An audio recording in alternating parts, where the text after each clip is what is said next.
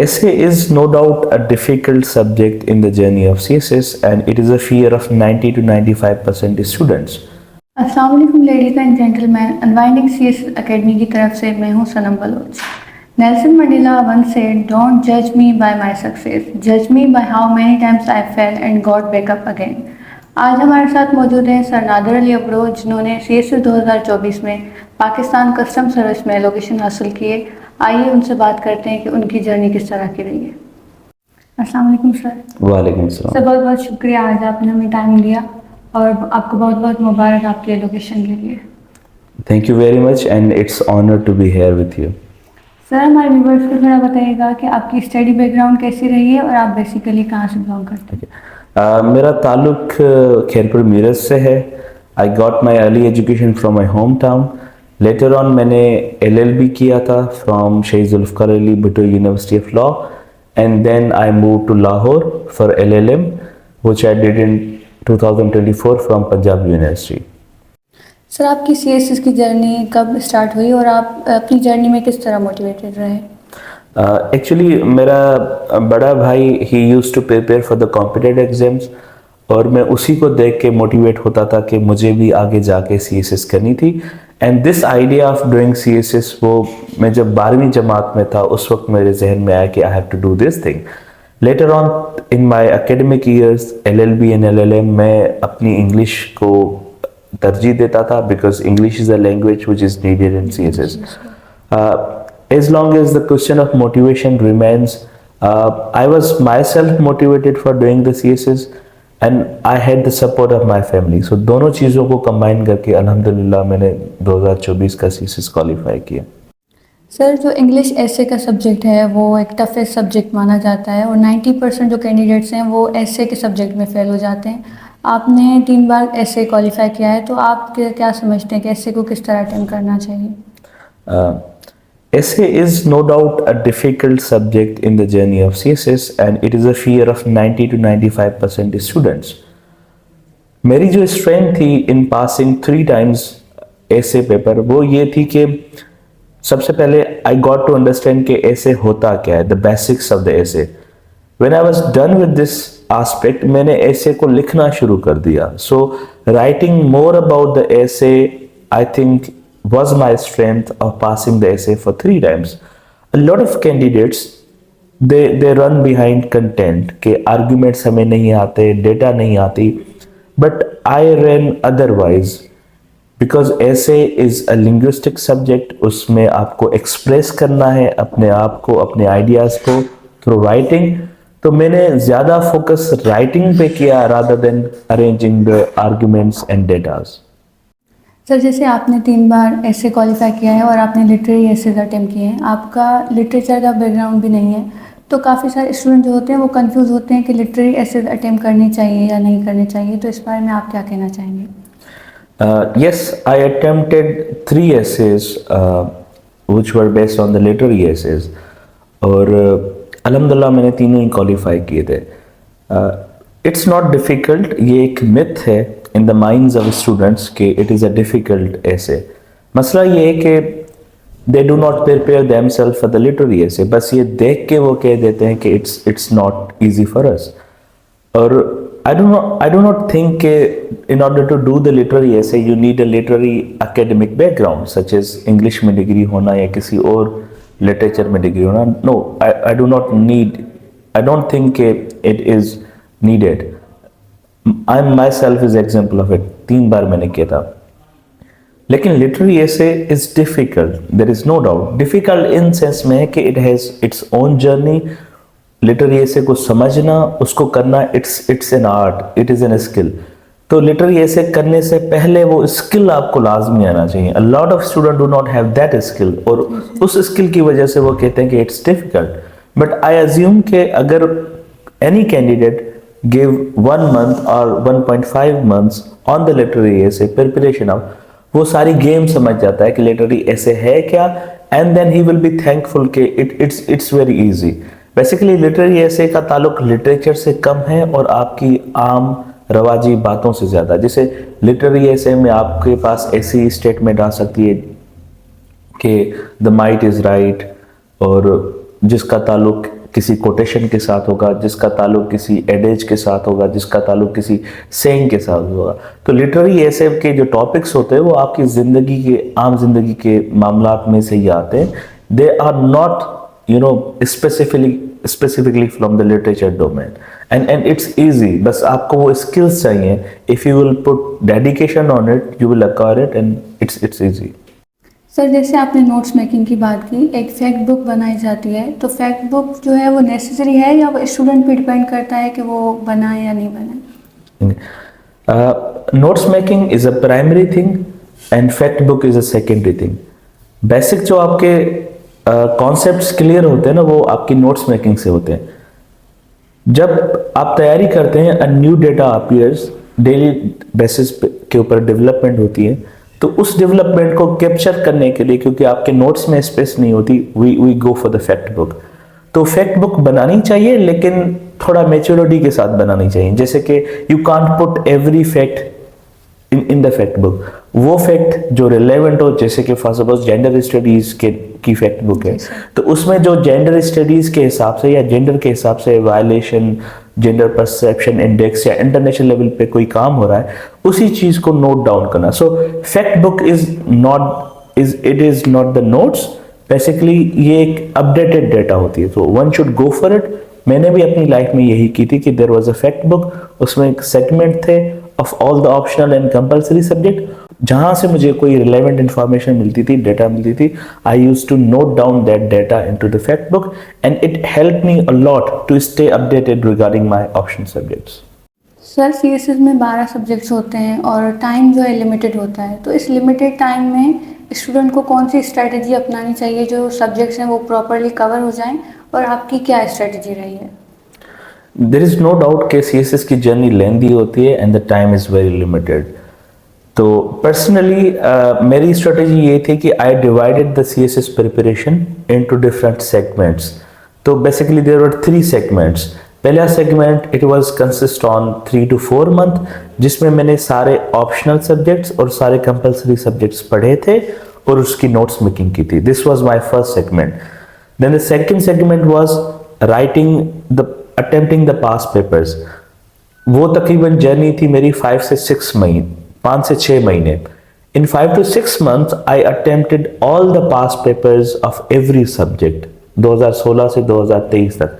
So this was my second segmentation. The third segment was कि मैंने online कुछ mock exams दिए थे और अपने आप को मॉक एग्जाम के लिए प्रिपरेशन किया था। So rather than just shifting from one subject to another subject कि अभी नोट्स मेकिंग करनी है, अभी उसको लिखना है, one should divide the journey. And this is my advice to student कि अपनी जर्नी को आप डिवाइड करें। 4 से 5 महीने आप रिजर्व कर दें conceptual clarity of the subject और उसकी नोट्स मेकिंग। 5 से 6 महीने आप रिजर्व कर दें सारे पास पेपर अटेम्प्ट करना, और आखिरी 1-1.5 महीना उसको मॉक एग्जाम। अब इससे होगा क्या कि पहले आपको जब सब नोट्स मेकिंग करेंगे तो यू विल अंडरस्टैंड कि सब्जेक्ट क्या है, उसके सवालात कौन से होते हैं, पॉसिबल एक्सप्लेनेशन क्या हो सकती है। So once you have the notes, उसी नोट्स के बेसिस पे आप पास पेपर के सारे आंसर अटेम्प्ट कर सकते हैं। So combine your information of the notes making with the information that you are putting on the page through the writing practice. वो राइटिंग स्किल्स आप में अपडेट हो जाएंगे। The last segment is the mock exam. और mock exam में क्या होता है कि जो पॉसिबल न्यू ट्रेंड्स होते हैं किसी भी सब्जेक्ट में, ऑप्शनल या कंपल्सरी, उससे भी आप जो है ना वो आशना हो जाते हैं, आपको पता चलता है कि what are the new trends. So one should divide the entire journey into different segments, target hit approach. Sir जो एस्पायरेंट्स होते हैं वो कई दफ़ा इसी चीज़ में कंफ्यूज होते हैं कि ऑप्शनल कौन से सिलेक्ट करनी चाहिए, किस तरह सिलेक्ट करनी चाहिए, तो आप क्या कहना चाहेंगे? Basically selecting the optional is the 50% of the CSS journey, क्योंकि 6 कंपल्सरी होते हैं। You do not have to choose the compulsory subjects, बस ऑप्शनल सब्जेक्ट्स चूज करने होते हैं। लेकिन ऑप्शनल सब्जेक्ट्स इस तरह चूज करने होते हैं कि they decide your final allocation. तो it's very important to choose optional subjects wisely. जब मैं प्रिपेयर कर रहा था, I have 2 things in my mind to choose the optional subject. One was कि whether that subject is familiar to me और not, जैसे कि पॉलिटिकल साइंस है या कोई हिस्ट्री का सब्जेक्ट है या कोई क्रिमिनोलॉजी है, सो सबसे पहले देखना चाहिए कि whether the subject has association with you और नॉट। जैसे कि आप एक लॉ का बंदा इकोनॉमिक्स का सब्जेक्ट नहीं ले सकता, एक क्रिमिनोलॉजी का बंदा या स्टूडेंट अकाउंटिंग का सब्जेक्ट नहीं ले सकता, because there is no familiarity of the subjects. The first parameter is to know the familiarity of subject. The second, which is more important, it is to see the scoring trend. Sometimes आपकी खुद उस एक subject में degree होती है, but that subject is not scoring. So scoring trend को भी देखा जाए कि कौन सा सब्जेक्ट स्कोरिंग ट्रेंड है। सो कंबाइनिंग बोथ, एक familiarity of the subject with you and the second is the scoring trend of the subject. इन दोनों चीज़ों को देख के one should opt all the option subjects. Sir, जो कई सारे स्टूडेंट होते हैं वो फर्स्ट अटैम्प्ट में क्लियर नहीं कर पाते, उनका कोई ना कोई ऑप्शनल सब्जेक्ट रह जाता है, वो कहीं ना कहीं हिट हो रहा होता है स्कोरिंग ट्रेंड की वजह से। तो जो सेकंड अटैम्प्ट देना चाह रहे होते हैं या थर्ड अटैम्प्ट, आप उनको क्या सजेस्ट करेंगे कि उनको ऑप्शनल्स चेंज करने चाहिए या उनको अपने ऑप्शनल के साथ ही जाना चाहिए? That is very great question कि क्या ऑप्शनल सेकेंड अटेम्प्ट और थर्ड अटेम्प्ट के लिए चेंज करने चाहिए अगर फर्स्ट अटेम्प्ट में स्कोरिंग नहीं होते। अब उसमें दो चीज़ें देखने के लिए हैं कि क्या आपने तैयारी सही की थी ऑफ द ऑप्शनल सब्जेक्ट्स, और उस सही तैयारी ना करने की वजह से आपका स्कोर कम आया, then you don't need to change the subjects, क्योंकि आपकी जो प्रिपरेशन थी वो काफ़ी लिमिटेड थी। लेकिन Despite preparing a lot for the optional subjects, आपका स्कोर नहीं आया। मेरा भी स्कोर 592 था और मेरा थ्रेशोल्ड पास नहीं होता 600 का, and the reasons were some of the optional subjects. So what I did, I changed the optional subjects in the second attempt. So if the subject is not scoring in the first attempt, one should definitely go for alternative subjects for the next attempt. इसके लिए लाजमी है। लेकिन it's not the game of just changing the optional subjects. जब आप optional subject change करें, उसी subject के ऊपर उतनी मेहनत करें, जैसे कि conceptual clarity, notes making, writing practice, उसके निटी-ग्रिटीज में जाना। तो you have to do the justice with the subject that you have opted. इस तरह नहीं है कि बस आपने सब्जेक्ट चेंज कर दिया and things will be brighter for you. No, do the justice with the subject that you have opted for the next attempt. Sir, CSS की प्रिपरेशन के लिए एकेडमी नेसेसरी है या जो इंडिविजुअल है वो सेल्फ स्टडी करके भी कॉम्पीट कर सकते हैं? क्योंकि CSS is a lengthy journey, candidates are from different disciplines, they do not know कि सीएसएस की रिक्वायरमेंट क्या है। So in order to get the proper guidance, in order to meet the people who are the companions of you in the journey of CSS, academy को join करना लाजमी है। कि सबसे पहले आपको एक इंफॉर्मेशन आ जाती है, गाइडेंस आ जाती है। When you have the proper guidance और आप अपनी तैयारी उस गाइडेंस के हिसाब से शुरू करते हैं। But if you lake the basic guidance कि कौन सी चीज़ करनी है, किस वक्त करनी है और किस तरीके से करनी है, then you will be running in the wrong direction all of your life in the CSS preparation. So it's very essential to join academies, even to ask the CSS the candidates जिन्होंने CSS pass किया। So guidance is very important. तो guidance के लिए जो है ना, one should go for the academy.